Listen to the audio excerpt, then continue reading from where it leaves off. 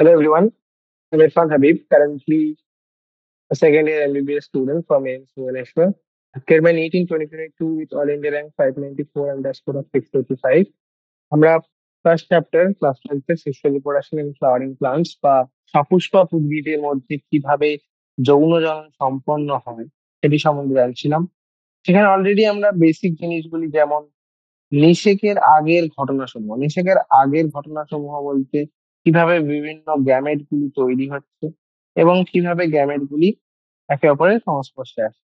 দেন তারপর সেখান থেকে ফার্টিলাইজেশন হয় অর্থাৎ নিষেকের প্রভাবে জাইগোট তৈরি হয় এবং জাইগোটের পরবর্তী ঘটনাগুলো আসছে পোস্ট ফার্টিলাইজেশন।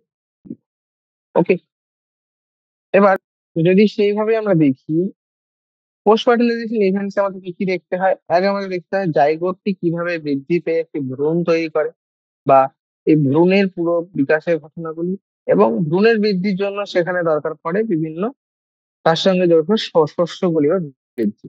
এবার এখন অব্দি আমরা যে স্টেজে এসেছি সেটা হচ্ছে সিড বা বীজ।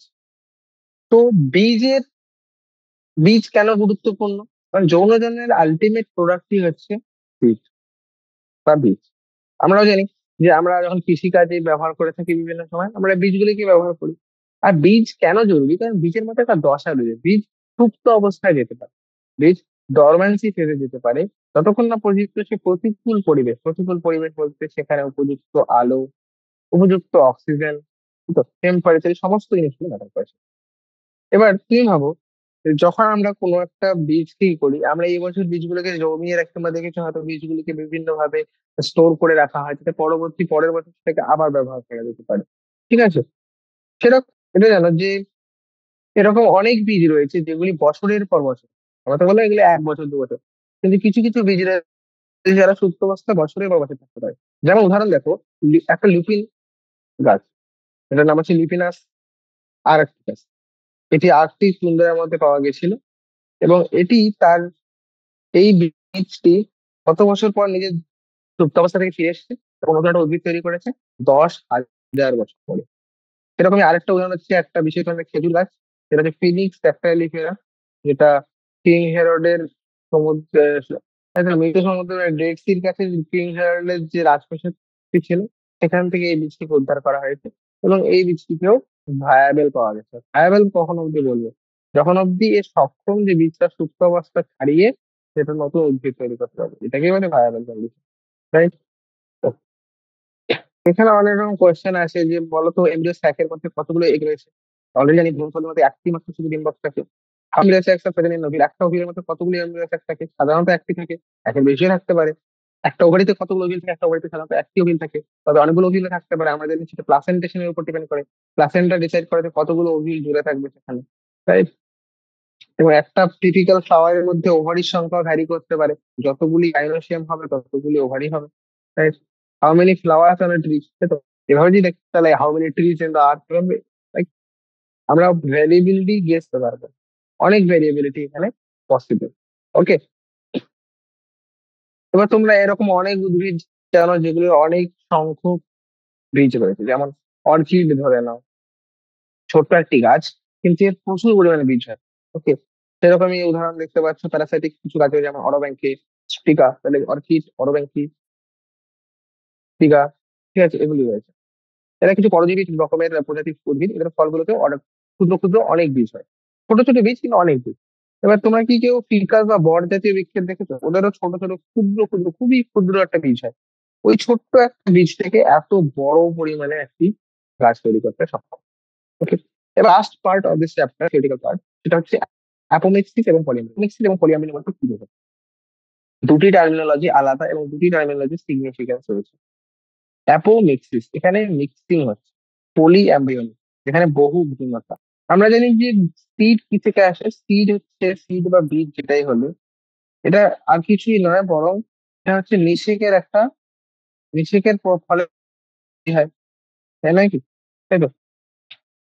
এবার কিছু কিছু এরকম প্রজাতির উদ্ভিদ রয়েছে যাদের ক্ষেত্রে নিষেক ছাড়াই আমরা জানি সেখানে বীজ দেখো, আমরা জানি যে ফার্টিলাইজেশন ছাড়া ফ্রুট তৈরি করা সম্ভব, যেটা আমরা দেখেছি পার্থেনোলজি, কিন্তু ফার্টিলাইজেশন ছাড়া কি বীজ উৎপন্ন করা সম্ভব? বীজ কারণ সিড তো আলটিমেটলি ফার্টিলাইজেশনের প্রোডাক্ট, তাই না? আমরা তো জানি এটা। আমাদের দেখলাম পার্থেনো কালচার বা যেখানে আমরা ফার্টিলাইজেশন ছাড়াই ফল উৎপন্ন করছিলাম, সেখানেও বীজ অনুপস্থিত ছিল, কারণ বীজ তো ফার্টিলাইজেশন গুলো। তাহলে নিষেক ছাড়া কিভাবে বীজ তৈরি করতে পারি? তো সেখানে একটা কনসেপ্ট আসে, সেটা হচ্ছে এটা কিছু কিছু উদ্ভিদে দেখা যায়, যেমন হচ্ছে অ্যাস্ট্রেসি এবং ঘাসের ফ্যামিলি, ঘাসের প্রজাতিদের মধ্যে এটিকে বলা হয় apomixis. What is apomixis? Seed production without fertilizer. আর ফ্রুট প্রোডাকশন উইদাউট ফার্টিলাইজার হচ্ছে পার্থেনো। তাহলে অ্যাপোমিক্সিস তাহলে কি? অ্যাপোমিক্সিস তাহলে একটা বিশেষ ধরনের একটি অযৌন জনন প্রক্রিয়া, যেখানে বীজ হয়। এবং এই ধরনের বীজগুলিকে আমরা কি বলি? এই ধরনের বীজকে আমরা বলি অ্যাপোমিক্সিস বীজ। এবার এরকম অনেক কিছু কিছু প্রজাতি রয়েছে, অনেক নয় কিছু প্রজাতি রয়েছে, যাদের ক্ষেত্রে মিওসিস ডিভিশন ছাড়াই, বা এই যে রিডাকশন ডিভিশন যেটাকে আমরা বলছি, এখানে তো মিওসিস, সেই রিডাকশন ডিভিশন ছাড়াই যদি ডিপ্লয়েড ডিম্বকোষ তৈরি হয়, ডিপ্লয়েড ডিপ্লয়েড ডিম্বকোষ তৈরি হওয়া মিওসিস প্রক্রিয়া ছাড়া, এবং নিষেক ছাড়াই ডিম্বকোষ থেকে ভ্রূণ গঠিত হওয়া, এই ঘটনাকে আমরা বলি অ্যাপোমিক্স। কি বোঝালো? তাহলে দেখো, অ্যাপোমিক্সিস একটা প্রক্রিয়া। আমরা জানি যে ম্যাক্রোস্পোর মাদার সেল থাকে, ম্যাক্রোস্পোর মাদার সেল থেকে মিওসিস প্রক্রিয়ার মাধ্যমে এন প্রকৃতির এক্স। এবার যদি মিওসিস ছাড়াই ডিরেক্টলি এক্সেল তৈরি হয়, এবং তার যে এক্সেল তৈরি হয় এবং সেখান থেকে ডিরেক্টলি এমব্রিও তৈরি হয় ফার্টিলাইজেশন ছাড়াই, তাহলে এইটাকে আছে। তো সিট্রাস বা ম্যাঙ্গো, তোমরা হয়তো সিট্রাস ফ্যামিলির অনেক ফল দেখেছো, এবং আমের অনেক ভ্যারাইটি দেখেছো, যেগুলিতে ভ্রূণস্থলীর আশেপাশে যে ভ্রূণ পোষক কোষগুলি থাকে, নিউসেলাস কোষগুলি থাকে, নিউসেলাস সেল যেগুলি থাকে, নিউসেলা কোষগুলি কি করতে শুরু করে? এরা ডিভাইড করতে শুরু করে। এবং এরা ডিভাইড করে এরাই নিজে থেকে একটা ভ্রূণথলি তৈরি করে, বা এমব্রিও স্যাক তৈরি করে। এমব্রিও স্যাকটি থেকে পরবর্তীতে এমব্রিও তৈরি হয়। তাহলে এবার বলো, যদি একটি বীজের মধ্যে একের বেশি এমব্রিও স্যাক এবং সবাই যদি ফার্টিলাইজেশন ছাড়াই আহ বীজ ভ্রূণ তৈরি করতে শুরু করে, তাহলে একটি বীজের মধ্যে আমরা অনেকগুলো ভ্রূণ পাবো। এই ঘটনাটাকে বলা হয় বহু ভ্রূণতা বা পলিএমব্রিও। তোমরা অরেঞ্জ বা কমলা লেবু বের করে সেখান থেকে দেখতে পারো, তাই তো? তুমি বলো, অ্যাপোমিক্সিস যেহেতু ফার্টিলাইজেশন হয়নি, না মিওসিস হয়েছে, তাহলে কোনো রকম জেনেটিক ভেরিয়েশন তো আসার চান্সই নেই, কোনো রকম প্রকরণ আসবে কি? না। তাহলে এর প্রভাবে যে সমস্ত বীজ, যে সমস্ত ভ্রূণগুলি তৈরি হবে, সেগুলির মধ্যে কি কোনো রকম জিনগত পরিবর্তন আসবে? বা জিনগত প্রকরণ দেখতে পাওয়া যায় না। তাই এগুলিকে আমরা কিসের অন্তর্ভুক্ত করতে পারি?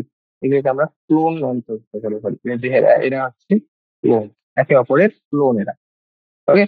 এবার আমরা বিভিন্ন খাদ্যশস্য, শাক সবজি, অনেক হাইব্রিড ভ্যারাইটি খাই। আমরা জানি আমরা হাইব্রিড ফল খেয়ে থাকি, আমরা অনেক হাইব্রিড ধান, তাই তো, হাইব্রিড গম বা বিভিন্ন খাদ্যশস্যগুলি আমরা হাইব্রিড ব্যবহার করি। তো বর্তমান যুগে হাইব্রিডের ব্যবহার খুব বেশি বেড়ে গেছে, কারণ হাইব্রিড ফলগুলি বিভিন্ন ভাবে ওদের যেহেতু প্রোডাক্টিভিটি বেশি, বা যেহেতু উৎপাদন হার অনেক বেশি, তাই বর্তমান যুগে হাইব্রিড বা সংকর যুক্ত উদ্ভিদ বেশি পরিমাণে ব্যবহার করা হচ্ছে।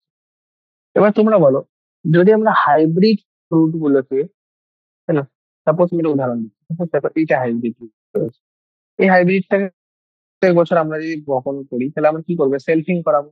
এবার সেলফিং করালে চান্স থাকে যে এর যে রেসেসিভ জিন গুলো রয়েছে, তাই তো, সেই রেসেসিভ জিনে প্রকাশ পেতে শুরু করবে, তাই তো। এটা একটা জিনিস। আরেকটা জিনিস কি দেখো, আমরা হাইব্রিড দিয়ে চাই প্রত্যেক বছর তো আমরা নতুন নতুন হাইব্রিড তৈরি করতে পারবো না। এবং হাইব্রিডের মধ্যে যদি ওর মধ্যে সেলফিং হয়, তাহলে ওর রেসেসিভ জিনগুলো প্রকাশ পেয়ে যাবে, তাহলে সেটাও একটা loss। তাহলে আমরা না চাইছি এর মধ্যে কোনো রকম চেঞ্জ আসে, কিন্তু ওখান থেকে বীজ তৈরি করতে হচ্ছে। সেখানে আসে অ্যাপোমিক্সিসের ঘটনা। মানে অ্যাপোমিক্সিস, আমাদের অ্যাপোমিক্সিস হচ্ছে আমরা অ্যাপোমিক্সিসের মাধ্যমে বীজ তৈরি করতে পারি উইদাউট ফার্টিলাইজেশন। তাহলে ওই শঙ্কর জাতীয় যে সমস্ত বৈশিষ্ট্যগুলি ছিল হাইব্রিড ক্যারেক্টার গুলি, সেই সমস্ত ক্যারেক্টার গুলি বজায় রাখা সম্ভব। তাই তাই এটা, এর প্রভাবে আমরা কি টাকাও বাঁচাতে পারি, আবার সময়ও বাঁচাতে পারি। Clear? এইভাবে অ্যাপোমিক্সিসকে আমরা হাইব্রিড বা শঙ্কর উৎপাদন ক্ষেত্রে অ্যাপোমিক্সিসের গুরুত্ব থাকার জন্য আমরা অ্যাপোমিক্সিসের এখন অব্দি এর জেনেটিক্স বা এর যে জিন তত্ত্বটা কি, বা কিভাবে সংকর জাতীয় প্রজাতি সমূহগুলিতে অ্যাপোমিক্সিসের জিন স্থানান্তর করে আমরা হাইব্রিড তৈরি করতে পারি, এই গবেষণাটা এখনো চলছে। এটা এখনো পুরোপুরি আহ, আমরা অ্যাচিভ করতে পারিনি, but we are working on it. তো that's all about this chapter. ঠিক আছে। আমরা নিষেকের নিষের আগে যে ঘটনাগুলি পড়েছি, নিষেকের পরবর্তী ঘটনাগুলি পড়েছি। এবার এখানে যেটা তৈরি হয়ে পড়ে সেটা হচ্ছে কিছু অনুশীলনী রয়েছে, সেই অনুশীলনী গুলি আমরা দেখে নেব দরকার করে। Okay, first question is name the parts of an tower in the development of male and female. বলছে একটা অ্যাঞ্জিওস্পার্ম বা সপুষ্পক উদ্ভিদ নাও, সেই সপুষ্পক উদ্ভিদের বিভিন্ন অংশগুলি সম্বন্ধে ব্যাখ্যা করো, যেগুলি থেকে টু গ্যামেটোফাইট এবং স্ত্রী গ্যামেটোফাইট তৈরি। আমরা জানি অ্যাঞ্জিওস্পার্মের মধ্যে বা সপুষ্পক উদ্ভিদের মধ্যে ফুল হচ্ছে প্রধান জনন অঙ্গ, কিন্তু তার মধ্যেও পুং গ্যামেট গুলি এবং স্ত্রী গ্যামেট গুলি আলাদা আলাদা অংশের মধ্যে তৈরি। আমরা জানি যে এদের মধ্যে কিছু স্তবক রয়েছে, যেমন বীথি, যেমন দলমণ্ডল, সেরকম কিছু স্থিতি রয়েছে। সেরকমই একটা স্থিতি বিধি হচ্ছে অ্যাঞ্জিওস্পার্মের মধ্যে একটা বিশেষ স্তবক, যেটা হচ্ছে অ্যান্ড্রোয়েশিয়াম বা পুংস্তবক, আর গাইনিয়াসিয়াম স্ত্রী স্তবক। অ্যান্ড্রোয়েশিয়ামের দুটো পার্ট ছিল জানি, স্টামেন অ্যান্ড অ্যান্থার। এই অ্যান্থারের মধ্যে থাকে মাইক্রোস্পোরাঞ্জিয়া বা বীজস্থলী, যেখান থেকে পোলেন গ্রেন গুলি তৈরি হয়, যেটা হচ্ছে মেল গ্যামেট। ঠিক আছে, অন্যদিকে গাইনোস্টেমের মধ্যে তিনটে পার্ট ছিল, সিগমা, সাইল, ওভারি। ওভারির মধ্যে থাকে ওভিউল। ওভিউল গুলির ভিতরে, ওভিউলের মধ্যে উপস্থিত হচ্ছে কি বলো, ফিমেল গ্যামেটোফাইট, যেটা হচ্ছে এমব্রিও সাইট। ক্লিয়ার? তাহলে কোন অংশটা কি এটা বোঝা গেছে আশা করি। চলো, differentiate between microsporogenesis and মেগাস্পোরোজেনেসিস। Microsporogenesis এবং মেগাস্পোরোজেনেসিস আলাদা হতে পারে। মাইক্রোস্পোরোজেনেসিস, মেগাস্পোরোজেনেসিস। মাইক্রোস্পোরোজেনেসিস যে প্রক্রিয়ার মাধ্যমে মাইক্রোস্পোর প্রোডাকশন, আর মেগাস্পোরোজেনেসিস হচ্ছে যে প্রক্রিয়ার মাধ্যমে মেগাস্পোর বা মেল গ্যামেট তৈরি হয়। এটা মেল গ্যামেট, এটা হচ্ছে ফিমেল। ঠিক, কোথায় তৈরি হয় আমরা জানি, এটা হচ্ছে মাইক্রোস্পোরাঞ্জিয়া বা রেণুথলির মধ্যে, আর এটা হচ্ছে ওভিউলের মধ্যে। ওকে, দেন দেখো একটি মাইক্রোস্পোর মাদার সেল থেকে চারটি প্রস্পোর তৈরি হয়। এখানে একটি মাইক্রোস্পোর মাদার সেল চারটি তৈরি হয়, চারটি তৈরি হয়, কিন্তু তার মধ্যে শুধুমাত্র ইফেক্টিভ হচ্ছে একটাই। ঠিক আছে, তাহলে দুটো পার্থক্য আমরা বুঝে গেলাম। এক হচ্ছে মাইক্রোস্পোরোজেনেসিস যে প্রক্রিয়ার মাধ্যমে মাইক্রোস্পোর তৈরি হয়, এটা কোথায় হচ্ছে মাইক্রোস্পোরাঞ্জিয়া বা পুংরেণুস্থলী, যেটাকে আমরা পোলেন স্টোর, তো এখানে। ওকে, আর এটা হচ্ছে ওভিউলের মধ্যে হচ্ছে। ওকে, মাইক্রোস্পোরোজেনেসিস। আরেকটা কি পার্থক্য দেখো, স্পোরাঞ্জিয়াকে পোলেন স্যাকো বলা হয়, কারণ এটা লাইক আলটিমেটলি ম্যাচিওর যে মাইক্রোস্পোর গুলি বা ম্যাচিওর যে মিল্ক গ্যামেট গুলি হচ্ছে, সেই ম্যাচিওর মিল্ক গ্যামেট গুলি তো পোলেন হিসেবে ব্যবহৃত হবে, রাইট, বা পরাগরেণু হিসেবে, তাই এটাকে পরাগ ছাড়িয়ে বলা, পরাগ ছড়িয়ে বলা।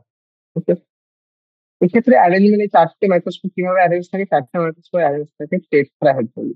তাহলে এদের অ্যারেঞ্জমেন্ট হচ্ছে টেট্রাহেড্রাল। আর এদের অ্যারেঞ্জ কিরকম, এরা লিনিয়ার, দেখো এভাবে লিনিয়ার লিনিয়ার দিয়ে। যেটা বললাম, এই চারটি মাইক্রোস্কোপ তৈরি আছে, চারটেই ফাংশনাল। এখানে চারটে তৈরি হয় কিন্তু ইফেক্টিভ বা ফাংশনাল শুধুমাত্র একটি। ওকে, আচ্ছা, বলছে এরপরে এই যে বিভিন্ন ধরনের টার্ম গুলো এখানে লেখা রয়েছে, তোমরা এই সমস্ত গুলিকে একটা সিকুয়েন্সিয়াল অর্ডারে অ্যারেঞ্জ করো। ডেভেলপমেন্টাল সিকোয়েন্স মানে হচ্ছে কোনটি কিসের পরে, ঠিক আছে? বিকাশের সঠিক ক্রম অনুযায়ী এগুলো থাকবে।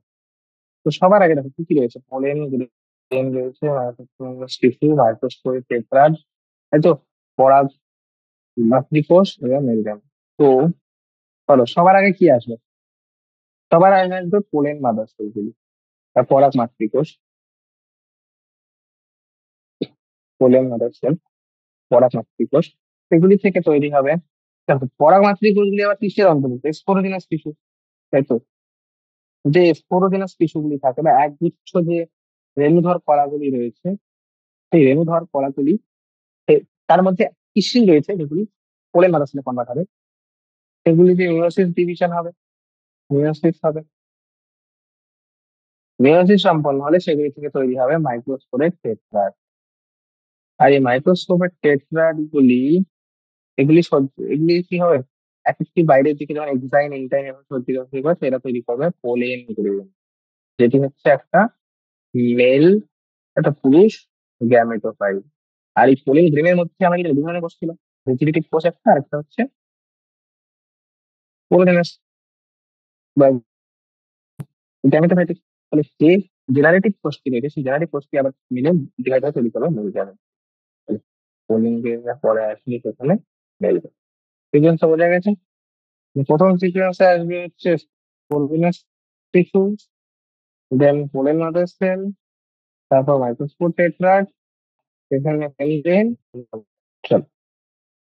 বলছে একটা টিপিক্যাল অ্যাঞ্জিওস্পার্মের ওভিল বা একটা বিশেষ আদর্শ সপুষ্পক উদ্ভিদের ওভিল, এটাকে নিয়ে তার বিভিন্ন পার্ট গুলিকে রাখতে চেষ্টা করছি ভাবে। এটা কি কিছুটা ক্লিয়ার হয়েছে? Okay, এটা হচ্ছে ফিউনিক্যাল ডাক্ট, তার মাধ্যমে এটি জুড়ে রয়েছে। এটা হচ্ছে সেই অংশটি বা হাইলাম, যেটির মাধ্যমে এই পুরো ওভিউলটা ফিউনিক্যালের সঙ্গে জুড়ে থাকে। এটা হচ্ছে সেই রেণুস্থলীটা মাইক্রোপাইল, যেটার মাধ্যমে আলটিমেটলি সেখান দিয়ে টিউব এন্টার করবে। ওকে, ওভিলের বাইরের দিকে রয়েছে আবরণী বহিঃত্বকটা ক্যাটেগরি বলে আউটার অ্যান্ড ইনার আউটার ইন্টারগুমেন্টস বা বহিঃত্বক এগুলি। ওকে, রয়েছে নিউসেলাস বা রেণুধর কোষ, নিউসেলাস বা ভ্রূণ পোষক কোষ, ভ্রূণকে পোষণ করে এরাই। ওকে, আর সবার ভিতরে রয়েছে এমব্রিও স্যাকটি বা বলতে পারো ফিমেল। আর এটা হচ্ছে চালাদা ল্যান্ড। মাইক্রোপাইলার ল্যান্ডের অপরের বিপরীত দিকে যেটা রয়েছে সেটা হচ্ছে চালাদা ল্যান্ড। এটা হচ্ছে একটা আইডিয়াল ওভিলের বিভিন্ন পার্ট। বোঝা গেছে? ফিউনিকল, এটা হচ্ছে একটা বৃন্তর মতো গঠন। ঠিক আছে, ফিউনিকল আর কিছু না, এটা বৃন্তের মতো গঠন বা স্টকের মতো গঠন, যেটি প্লাসেন্টার সঙ্গে জুড়ে থাকে। আর হাইলাম হচ্ছে ফিউনিকল এবং ওভিউলের জাংশন। মাইক্রোবায়োম সেই ছিদ্রটা যার মধ্যে দিয়ে পোলিনকে এন্টার করবে। ইন্টেগুমেন্ট গুলি হচ্ছে আউটার লেয়ার, যেগুলো ওভিউলকে প্রোটেকশন প্রোভাইড করে। নিউক্লিয়াস বা ভ্রূণ কোষ হচ্ছে এরা এক ধরনের প্যারেনকাইমাস, যেগুলি যে ভ্রূণটি ডেভেলপ হচ্ছে ডেভেলপিং এমব্রিওকে কোনটা, যে অংশটিতে ইন্টিগুমেন্ট গুলি এসে ফিউজ হয় বা মাইক্রোবায়োম এসে বিপরীত অংশটা হচ্ছে প্যারাবেলেন। এটা একটা স্ফীত অংশ, একটা সোলের পার্ট, যেখানে নিউক্লিয়াস গুলো ফিউজ করে। বোঝা গেছে? What is mean by monosporic development of female gametophyte? Female গ্যামেটোফাইটে আমরা বলি যে ফিমেল গ্যামেটোফাইটে মনোস্পোরিক ডেভেলপমেন্ট। এই মনোস্পোরিক ডেভেলপমেন্ট বলতে কি বোঝো? কথাটির যে ব্যাখ্যা করা রয়েছে মনোস্পোরিক, অর্থাৎ একটি স্পোর থেকে বৃদ্ধি, একটি স্পোর বা রেণু। একটি রেণু থেকে যখন পুরো বিকাশ প্রক্রিয়াটি সম্পন্ন হয়, সেটাকে আমরা বলি মনোস্পোরিক ডেভেলপমেন্ট। রাইট? কেন এরকম নামটা দেওয়া হয়েছে? কারণ তোমরা দেখো, একটা অ্যাঞ্জিওস্পার্ম যদি নিই বা একটি সপুষ্পক উদ্ভিদের ক্ষেত্রে যে স্পোরোজেনাস টিস্যুগুলি রয়েছে বা রেণুধর কোষগুলি রয়েছে, সেগুলির মধ্যে একটি কোষ ম্যাক্রোস্পোর মাদার হিসেবে গণ্য। এদের মধ্যে একটি যে সব থেকে বেশি ক্যাপাবল, সব থেকে বেশি সংরক্ষিত সেটিকে আমরা চুজ করে তারপর সেটির মধ্যে মিয়োসিস প্রক্রিয়া সম্পন্ন। তো মিয়োসিস প্রক্রিয়া সম্পন্ন হয়, সেখান থেকে মেগাস্পোর তৈরি হয় কটি, চারটি। কিন্তু এই চারটি মেগাস্পোরের মধ্যে শুধুমাত্র একটি ফাংশনাল, বাকি তিনটে ডিজেনারেট করেছে। তো যেহেতু একটি মেগাস্পোর ফাংশনাল হচ্ছে এবং সেটি থেকে আলটিমেটলি এমব্রিওসাইট বা ভ্রূণথলি তৈরি হয় বা পুরো ফিমেল গ্যামেটোফাইট তৈরি হয়, তো এই ধরনের বৃদ্ধি প্রক্রিয়াকে আমরা কি বলি? মনস বা ফিমেল গ্যামেটোফাইটের যে চারটা হাফ কোষযুক্ত এবং 8 নিউক্লিয়াস যুক্ত দশা, এটা ব্যাখ্যা করে। তো এই যে বললাম, একটা এদের মধ্যে একটি স্পোর ফাংশনাল হয় এবং সেই স্পোরটা থেকে আলটিমেটলি এমব্রিওসাইট তৈরি হয় বা ভ্রূণথলি তৈরি হয়। তো ভ্রূণথলি যেটি তৈরি হচ্ছে সেই ভ্রূণথলির গঠনটা কিরকম হয়? তো দেখো কিরকম হয়। আসলে এই যে মেগাস্পোরটি রয়েছে, যে মেগাস্পোরটি ফাংশনাল, সেই মেগাস্পোরটি প্রথমে এর মধ্যে pre nuclear division. Pre nuclear division কেন বলছি? কারণ নিউক্লিয়ার ডিভিশন হয়ে যাচ্ছে কিন্তু সাইটোপ্লাজমের ডিভিশন হচ্ছে না। সাইটোপ্লাজম বিভাজিত হচ্ছে না, শুধু নিউক্লিয়ার ডিভিশন হচ্ছে। তো একটি নিউক্লিয়াস থেকে প্রথমে দুটি নিউক্লিয়াস তৈরি হলো, যারা একে অপরের বিপরীত প্রান্তে চলে যায়। দেন সেখান থেকে আবার একটি নিউক্লিয়াস তৈরি হলো, আবার দুটি নিউক্লিয়াস হলো, এইটা থেকে দুটি নিউক্লিয়াস, এটা থেকে দুটি নিউক্লিয়াস, চারটি নিউক্লিয়াস হলো। সেখান থেকে আটটি নিউক্লিয়াস তৈরি হলো। আটটা নিউক্লিয়াস এবার কি হয়, আলটিমেটলি সেখানে সাইটোপ্লাজম ডিভিশন হয়। কিভাবে? Cell wall formation. হয়তো কোষপ্রাচীর যদি চলে আসে তাহলে বিষয় সাইটোপ্লাজম হয়। আমরা জানি উদ্ভিদ কোষের মধ্যে কোষ বিভাজন কিভাবে সম্পন্ন হচ্ছিল, কোষপ্রাচীর তৈরির মাধ্যমে। তো কোষপ্রাচীর গুলো চলে আসে কিভাবে, দেখো তিনটি কোষ একদম, এখানে একটি কোষ এক, এবং তার সাথে দুটি সহকারী কোষ, তাদের মধ্যে থ্রি ফর্ম পাই।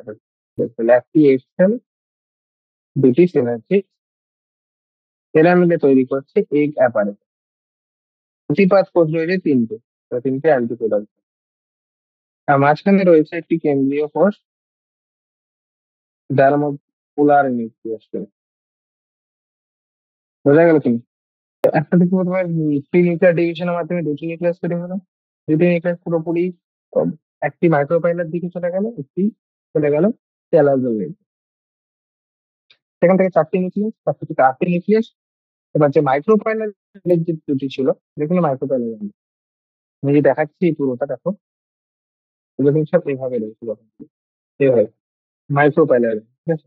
মাইক্রোপাইলার এন্ডের দিকে থাকে হচ্ছে, মাইক্রোপাইলার ডিম্ব রন্ধ্র যেদিকে থাকে সেদিকে তো পোলেন টিউব এন্টার করবে। তো বেশ ভাবতেই পারছো যে এই অ্যাপারেটাস কোন সাইডে থাকে, মাইক্রোপাইল। আর তার দিকে ক্যালাজাল এন্ডে কোনটি থাকবে, ক্যালাজাল প্রান্তে থাকবে হচ্ছে প্রতিপাদ কোষগুলি বা অ্যান্টিবডি সেলগুলি। ওকে, বাকি যে নিউক্লিয়াস থেকে গেল সেই দুটি নিউক্লিয়াসের চারিদিকে কোনো রকম কোষপ্রাচীর আসে না বলে তারা সেই কেন্দ্রীয় কোষটির মধ্যে ভাসমান হবে। এদেরকে বলা হয় পোলার নিউক্লিয়াস, কারণ এটা পোল থেকে এসছে, ঠিক আছে? পোল থেকে এসছে, পোল থেকে এসে সেন্টারের মধ্যে পৌঁছাবে, তো এটাকে পোলার নিউক্লিয়াস বলছে। ওকে, আলটিমেটলি যে দেখো এখানে কতগুলি নিউক্লিয়াস রয়েছে, নিউক্লিয়াস এক দুই তিন চার সাত আট, টোটাল আটটি নিউক্লিয়াস। কিন্তু কোষ কত, তিন তিন ছয়, আর সেন্ট্রাল নিউক্লিয়াস মানে সাতটা। তাহলে সাতটি কোষযুক্ত এবং আটটি নিউক্লিয়াস যুক্ত প্লাস এক বা সিঙ্গেল প্যারেন্ট। হোয়াটস নেক্সট, যে প্লাজমোডামাস ফুল কি, এবার কিভাবে একটা ক্লিস্টোগামাস ফুলের মধ্যে ক্রস পলিনেশন অ্যান্সার দাও।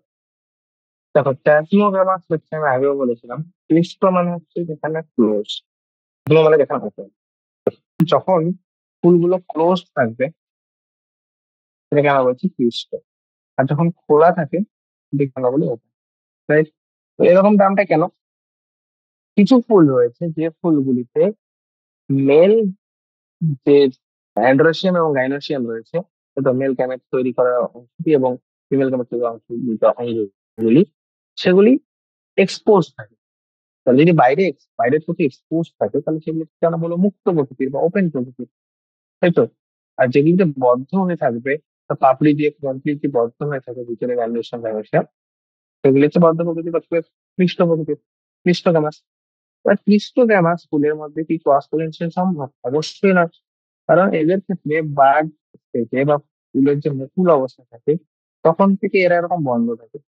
যদি এরকম বন্ধই থাকে তাহলে এই অ্যান্থার গুলি থেকে পরাগরেণু উৎপন্ন হবে, সেগুলি গিয়ে স্টিগমায় প্রবেশ করে সেখানে ফার্টিলাইজেশন হয়ে যাবে। সবসময় এদের মধ্যে যে পরাগরেণু সম্পন্ন হয় এটা সবসময় সেলফ পলিনেশন। ক্রস পলিনেশনের কোনো চান্সই নেই, কারণ বাইরে থেকে তো কোনো পরাগ প্রবেশই করতে পারছে না, সেগুলি তো বন্ধ হয়ে যেত, তাই তো?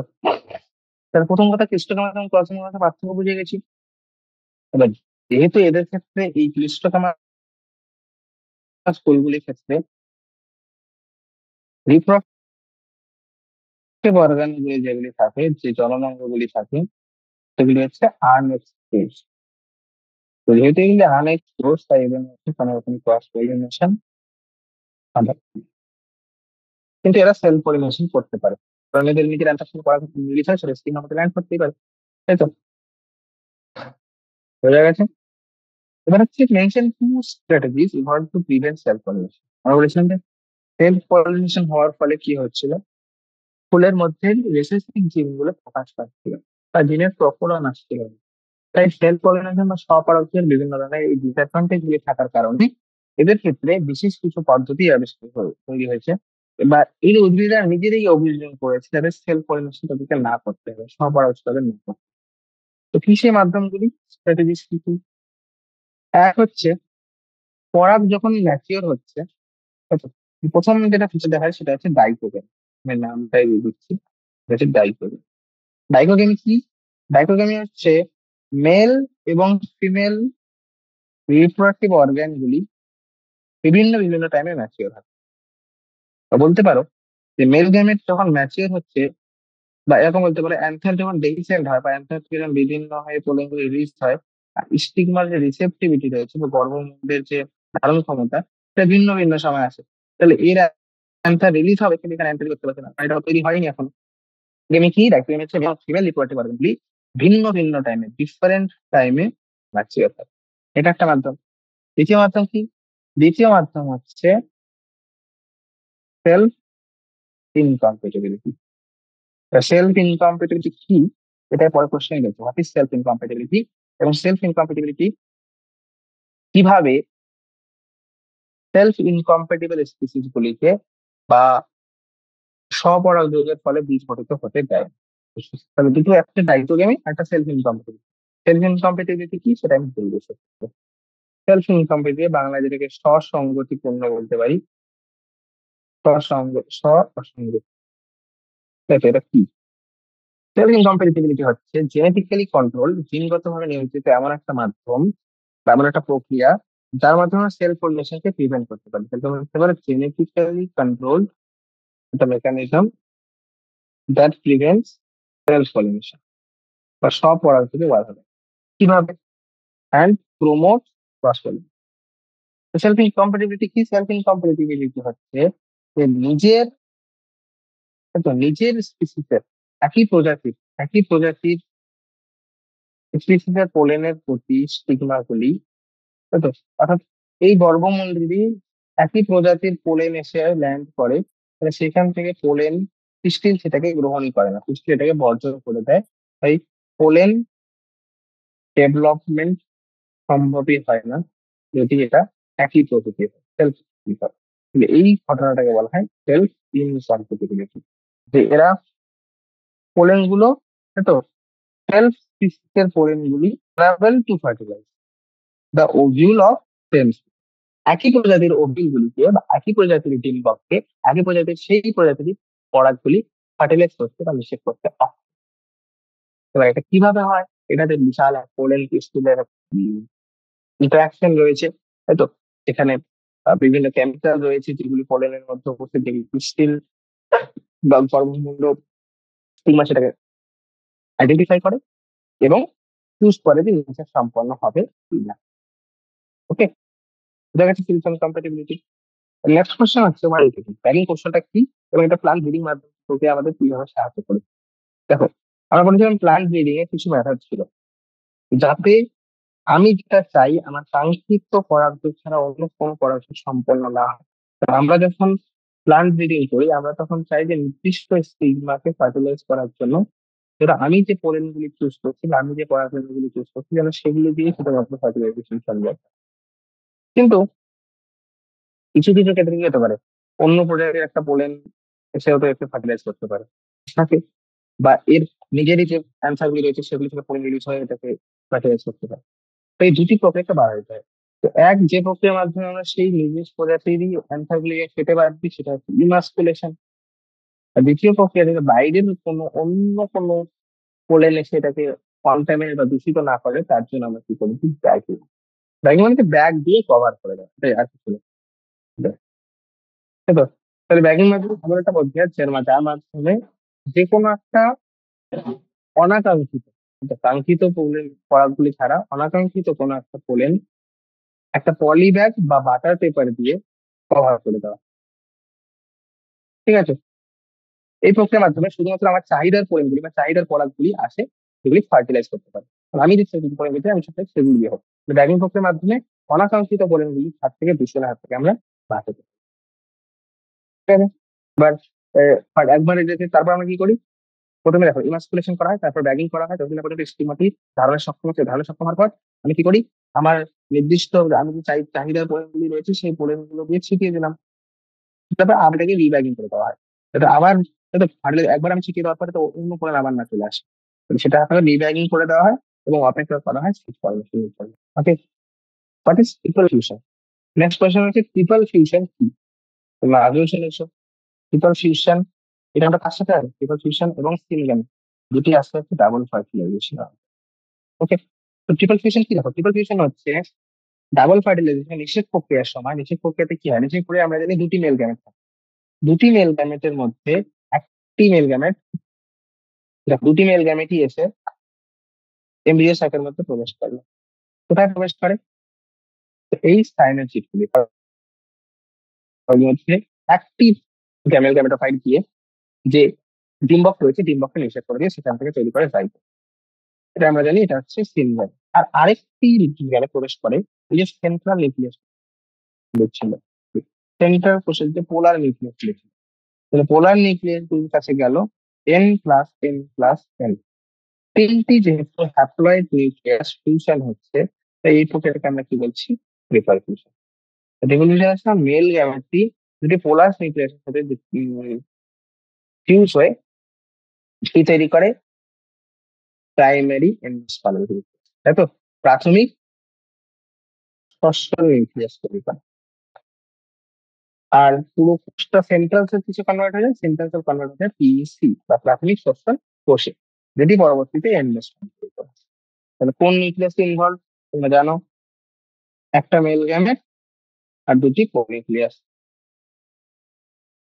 কোথায় হয়, কিভাবে? বুঝিয়ে দিচ্ছি। Why do you think the zygote is dormant for some time in a fertilization? Zygote কিছু সময়ের জন্য কেন সুপ্ত অবস্থায় থাকে? কারণ জাইগোটের বৃদ্ধির জন্য নিউট্রিশন দরকার, পুষ্টি দরকার। পুষ্টি সে কোথা থেকে গ্রহণ করবে? এর মধ্যে যে এন্ডোস্পার্ম বা ষষ্ঠ রয়েছে। এবার তার জন্যই প্রথমে যে প্রাইমারি এন্ডোস্পার্মিক কোষগুলি রয়েছে সেগুলি বৃদ্ধি পেয়ে এন্ডোস্পার্মে কনভার্ট হয়। তো প্রথমে এন্ডোস্পার্ম তৈরি হলে সেই পুষ্টিগুলিকে ব্যবহার করে তারপর সেখান থেকে জাইগোট নিজের বৃদ্ধি সম্পন্ন করে। তাহলে এই যে প্রাথমিক সুপ্ত অবস্থাটা দেখতে পাচ্ছি, এটা কেন? কারণ এই সময়টার মধ্যেই প্রাইমারি এন্ডোস্পার্মিক সেলগুলি বা প্রাথমিক শ্বসন কোষগুলি থেকে এন্ডোস্পার্ম তৈরি হয়। এন্ডোস্পার্মে কিছু দশা রয়েছে, আমরা জানি এন্ডোস্পার্ম বৃদ্ধিতে প্রথমে নিউক্লিয়ার দশা থাকে, প্রি নিউক্লিয়ার দশা, তারপর সেলুলার ফেজ। বোঝা গেছে তাহলে জাইগোটের এই সুপ্ত অবস্থার কারণ। এবার কিছু পার্থক্য দেখা যাবে, যেমন হাইপোকোটাল এপিকোটালের পার্থক্য, কোলেপ্টাইল পোলারাইজেশনের মধ্যে পার্থক্য, ইন্টারগ্রাল টেস্টা। আমি জাস্ট এক এক করে দেখা যাচ্ছি। তো first of all, let me discuss difference between coleoptile and polyp. না, ফার্স্ট আছে কি? হাইপোকোটাল এপিকোটাল। হাইপোকোটাইল বীজপত্র। দেখো, হাইপোকোটাইল মানে কি? কোটাইলের নিচে, মানে বীজপত্র বোঝো? কটিলেডেন্স মানে বুঝবে, কটিলেডেন্স মানে বীজপত্র। তো একটা ভ্রূণক্ষ থাকে, ভ্রূণক্ষের সঙ্গে যুক্ত রয়েছে দুটি বীজপত্র। আর এই বীজপত্রের উপরের অংশটা হচ্ছে এপি, আর নিচের অংশটি হচ্ছে হাইপো। আশা করি এইটুকু বেশি বোঝা গেছে। ঠিক আছে, তাহলে বলো হাইপোকটিলেডেন্স তাহলে কি? হাইপোকটিলেডেন্স বা যেটাকে আমরা বলছি বীজপত্রাধিকাণ্ড। তো বীজপত্র বাংলা কেন বাংলা লিখছি, এটা তাহলে বেশি সহজে বোঝা যায়। বীজপত্রাধিকাণ্ড, অব মানে নিচে, তাই তো? তাহলে বীজপত্রের নিচে যারা রয়েছে সেই অংশটা হচ্ছে বীজ হাইপোকটাইল, যে অংশটি উপরে রয়েছে সেটি হচ্ছে এপিকটাইল। বোঝা গেছে? তাহলে পার্ট বিলো অ্যাটাচমেন্ট অফ বীজপত্র যে অংশ যুক্ত রয়েছে তার নিচের অংশ, আর এটা হচ্ছে পার্ট অ্যাবাভ অ্যাটাচমেন্ট অফ। আর বীজপত্র যুক্ত হওয়ার উপরের অংশটা হচ্ছে এপি। বোঝা গেল প্রথম পার্থক্য। দ্বিতীয় পার্থক্য বলো, এই যে এপিকোটাইল অংশটি রয়েছে, এটি এটি একদম এন্ডটা রয়েছে, শীর্ষ দেশে কি থাকে? এর শীর্ষ থাকে থাকে প্লিমিউল, আর এর শীর্ষ দেশে কি থাকে? হ্যাপোকোটাইল, সরি, প্লিমিউল তো এপিকোটাইলের শীর্ষ দেশ। আর এর শীর্ষে কি থাকবে? রেডিকাল। এই যে রেডিকাল, যে রেডিকাল থেকে কভার করে রাখে, কভার করে রাখে রুটটা। তাহলে মূলত্র, মূল মূল অগ্র, রেডিকাল বা মূল অগ্র, মূলের অগ্র অংশ এটা। আর ফিমেল হচ্ছে শীর্ষ দেশটা একদম। ঠিক আছে, এটা পরবর্তীতে কি তৈরি করবে? It will develop into upper part. তাহলে এটা হচ্ছে স্টেম বা কাণ্ডের উপরের অংশটা তৈরি করে, আর এটা কি তৈরি করে? Lower part. তো স্টেমের নিচের অংশটা, কাণ্ডের নিচের অংশটা বা বলতে পারো রুট তৈরি করে। হাইপোকটিলিডন হচ্ছে রুট তৈরি করে, আর এপিকটিলিডন হচ্ছে, বুঝলে তো? মানে আগে হাইপোকটিলিডন দেওয়া হয়, এগুলো কনফিউজ করছি। তো কোনো কনফিউজ হবে না। হাইপোকটিলিডন হচ্ছে নিচের অংশ, তাহলে নিচের অংশটাকে পিস তৈরি হবে, আর উপরের অংশটা হচ্ছে এপিকটেল। সেখান থেকে কি তৈরি হবে? সেখান থেকে তৈরি হবে উপরের অংশটা, আপার পার্ট অফ দ্য স্টেম। এটা নিচে অ্যাড করতে পারি, যেহেতু এটা মাটির উপরের দিকে যাবে, তাই তো?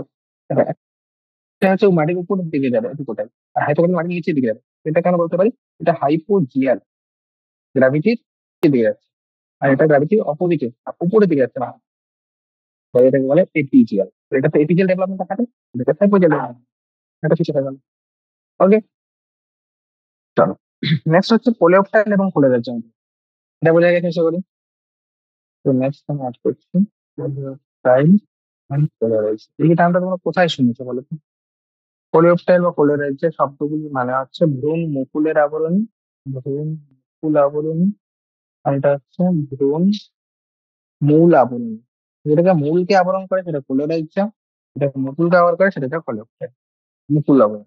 আর তো একটা প্রোটেক্টিভ, এটা বিশেষ ভাবে তৈরি করা একটা পর্দা, যাতে এটা সংরক্ষণ, প্রতিরক্ষা প্রদান করে। আর এটা হচ্ছে একটা বিশেষ ধরনের আনডিফারেন্সিয়েটেড বা অবিকশিত একটা পর্দা। এর কাজ কি? এর কাজ হচ্ছে যে ইয়াং উদ্ভিদ গুলি রয়েছে, তো কচি শীর্ষদেশ অংশগুলি রয়েছে, সেগুলিকে বাঁচাই রাখা। অফ গাছের ঘাস বা যে খাদ্যশস্যগুলি রয়েছে, সিরিয়াল গুলি, এদের দানা জাতীয় খাবার যেগুলি রয়েছে, ধান গম, মেনলি এটা দুটি গোলেফেল এবং কোলেরাইজার, দুটি না মনোপদ্রবে বেশি দেখা যায়, ওই জন্য আমি সিরিয়াল সেভেন রাখতে করতে পারি। কোলেরাইজার এটা হচ্ছে রুট, জার্মিনেটিং যে রুট রয়েছে সেই রুট কভার করে। তাই এটি যেহেতু মুকুলেরা উপরে রয়েছে, তাহলে এটা কি হবে? মাটি থেকে উপরের দিকে বেরিয়ে আসে, কামস আউট অফ সয়েল। আর এটা মাটির ভিতরেই থাকবে, মুকুল রুটের সঙ্গে সঙ্গে নিচের দিকে চলে যাবে, রাইট? তাহলে বলতে পারো ইট কভার্স লিমিউল, লিমিউল কভার করছে। আর এটা কভার করছে রেডিকালকে, রেডিকাল বা রুট টিপকে। রেডিকাল হবে কি রয়েছে? মূলাগ্র রয়েছে বা রুট টিপ, রুট থেকে যাবে। ঠিক আছে, ইন্টেগুমেন্ট এবং টেস্ট আমাদের বাঁচতে পারে। চলো দেখো, ইন্টেগুমেন্ট টেস্ট। ইন্টেগুমেন্ট হচ্ছে বীজের ত্বক, আর টেস্ট হচ্ছে ফলের ত্বক। কত? আর সরি সরি, এটা হচ্ছে ইন্টেগুমেন্ট হচ্ছে ডিম্বর ত্বকগুলি, তাহলে বহিরাবরণী ডিম্ব। আর টেস্টটা হচ্ছে বীজের ত্বকগুলি। তো টেস্টা আর টেগমেন্ট তোমরা বলবে, টেগমেন্ট হচ্ছে ভিতরের দিকে থাকে, টেস্টটা হচ্ছে বাইরের দিকে থাকে। তো ইন্টেগুমেন্ট কি? ইন্টেগুমেন্ট হচ্ছে আর কিছু না, ইন্টেগুমেন্ট হচ্ছে ওভিউলের কভারিং, আর টেস্টটা হচ্ছে সিডের কভারিং। তাহলে কাজও সেরকমই হবে, ওভিউলকে প্রোটেক্ট করা, সিডকে প্রোটেক্ট করা। এখানে কোষগুলি থাকে, সেই কোষগুলি লিভিং প্রোটেক্ট, ঠিক আছে? কিন্তু টেস্টটা যে থাকে, আমরা জানি যে সমস্ত সিডকে কি করতে হবে? সিডকে সুপ্ত অবস্থায় যেতে হয়। তো বাইরের দিকে যে সমস্ত লেয়ার গুলি থাকে সেগুলি ডেড হয়ে যায়, যাতে ওতে মেটাবলিক অ্যাক্টিভিটিস না করতে হয়, শক্তি যেন খরচ না হয়। কিন্তু এগুলো ডেড প্রকৃতির বীজ, তার এটা পোস্ট ফার্টিলাইজ, তাই তো? ফার্টিলাইজেশনের পরে, নিষেকের পরে তৈরি হয়, তাহলে এগুলো পোস্ট ফার্টিলাইজেশন স্ট্রাকচার, এগুলো প্রি ফার্টিলাইজ স্ট্রাকচার। এরা সাধারণত এক বা তার থেকে বেশি লেয়ার হতে পারে, এরা সবসময় এক লেয়ার যুক্ত হয়। ওকে, ঠিক আছে। নেক্সট কথা জিনিস করছে পেরিস্পার্ম এবং পেরিকার্পের মধ্যে পার্থক্য। দেখো, আবার নামের মধ্যে লুকিয়ে আছে। স্পার্ম হচ্ছে পেরিকার্প, কার্প মানে হচ্ছে ফল, এটা ফলের মধ্যে কেটে থাকে। তো পেরিকার্প হচ্ছে ফলের বাইরের দিকে যে আবরণ থাকে, দেখো পেরিকার্প হচ্ছে ফ্রুটের একটা অংশ, পার্ট অফ ফ্রুট। তো পেরিকার্প হচ্ছে যে আবরণ থাকে, পেরিকার্প, এপিকার্প, এন্ডোকার্প, তো সব থেকে বাইরের অংশটা হচ্ছে পেরিকার্প। আর পেরিস্পার্ম হচ্ছে যখন যে নিউসেলার গুলি রয়েছে সেগুলো যদি কোনোভাবে থেকে যায়, তাহলে এটা হচ্ছে পার্ট অফ সিড। নিউসেলার যদি পুরোপুরি ভ্রূণপোষক কোষগুলি যদি পুরোপুরি নষ্ট না হয়ে যায়, পুরোপুরি কনজিউম না হয়ে কিছু পার্ট যদি থেকে যায়, তাই তো? সেই পার্টটা কেন বলি পেরিস্পার্ম, তাহলে পার্ট অফ ফ্রুট, এটা হচ্ছে পার্ট অফ। সাধারণত এটা সিডের অংশ তাহলে ড্রাই হবে। এটা ফ্লেশি প্রকৃতির হয়। আমরা পেরিকাপ, অনেক পেরিকাপ গুলো খাই আমরা, আপেল রয়েছে তাই তো, পেরিকাপ অংশটা আমরা খেয়ে থাকি, তাহলে ফ্লেশি প্রকৃতির হয়। এটা প্রায় সমস্ত ফলের মধ্যে পাওয়া যায়, ফাউন্ড ইন অল ফ্রুটস। কিন্তু এটা কিছু কিছু কিছু সিডে পাওয়া যায়, সাম সিড, যাদের ক্ষেত্রে নিউসেলাস কনজিউম হয়নি কমপ্লিট। এর কোনো ফাংশন না, আলাদা করে কোনো ফাংশন নেই, নন ফাংশনাল। কিন্তু এর ফাংশন রয়েছে, প্রোটেক্ট করে, প্রোটেক্ট দ্য ফ্রুট এবং নিউট্রিশনে সাহায্য করে। তাহলে বিভিন্ন ধরনের যে পশু পাখিরা রয়েছে এরা এটাকে দেখে আকৃষ্ট হবে এবং সেটার মাধ্যমে এরা ফ্রুটের ডিসপারশনে সাহায্য করবে। ঠিক আছে? That's all. এবার আসছি next question, why is apple called false fruit? আপেলকে ফল ফ্রুট কেন বলা হয় এবং কোন অংশটি ফুলের এই ফ্রুটটা তৈরি করে? আপেলকে ফল ফ্রুট বলি কারণ ট্রু ফ্রুট তারাই, ট্রু ফ্রুট হচ্ছে তারা যাদের ক্ষেত্রে ওভারি থেকে ফার্টিলাইজেশনের প্রভাবে ফ্রুট তৈরি হয়।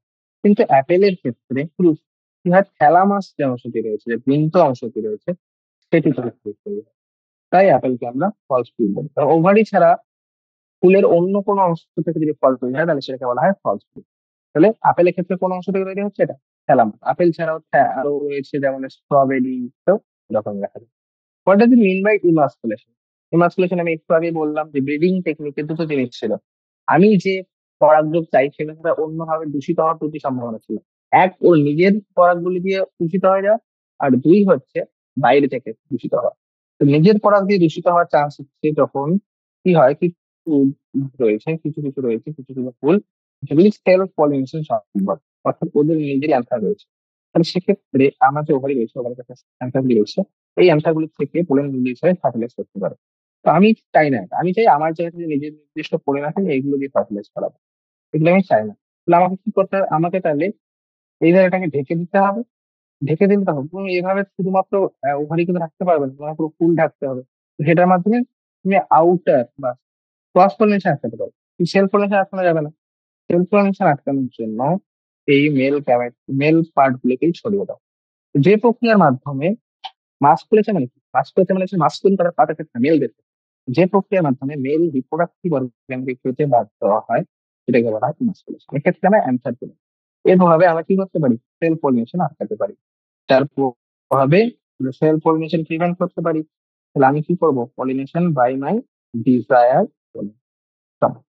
ওকে, next question, if one can induce parthenocarpy through the application of growth substance, তো যদি পার্থেনোকার্পি গ্রোথ সাবস্টেন্স দিয়ে act করে তাহলে সেক্ষেত্রে যে ফলগুলি তৈরি হবে, তাহলে তুমি কোন ধরনের ফল চুজ করবে? দেখো, আমরা চাই, আমরা জানি পার্থেনোকার্পিতে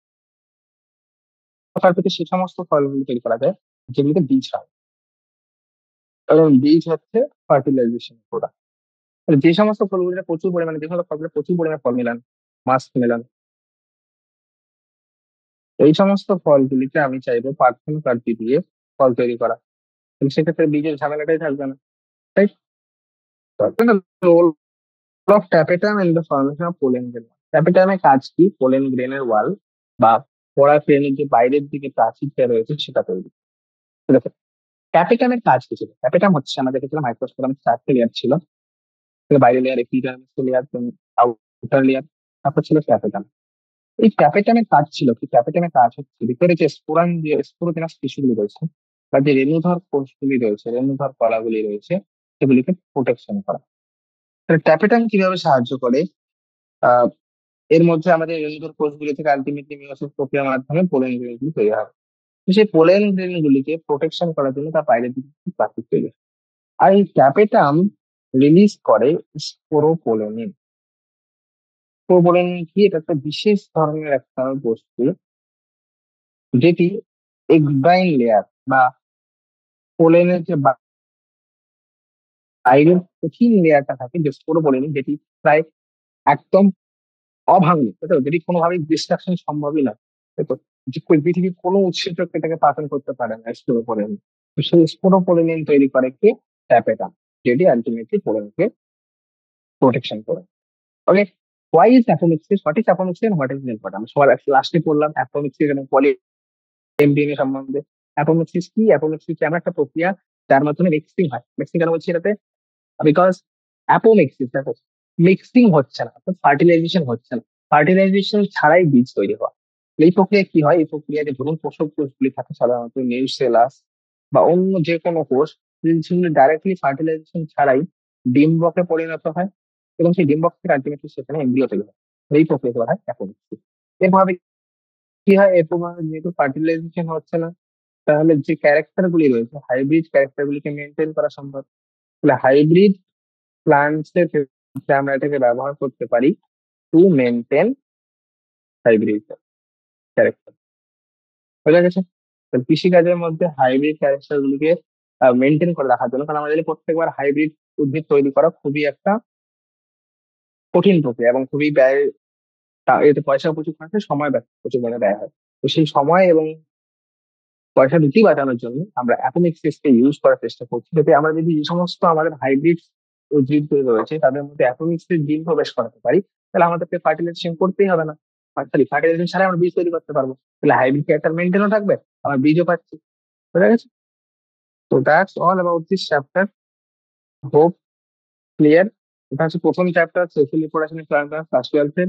এটা বেস, এটা হচ্ছে আলটিমেটলি উদ্ভিদের যত রকম বৈশিষ্ট্যগুলি ছিল, ফুল ফল কিভাবে তৈরি হয়, কেন নিষেকের আগের ঘটনাগুলি পরে ঘটনাগুলি সবই দেখা, ঠিক আছে? তো পরিবারটা মতো বোঝার চেষ্টা করো, তারপর অনুশীলনী প্রশ্নগুলো গেলে ইজিলা করতে হবে। That's all.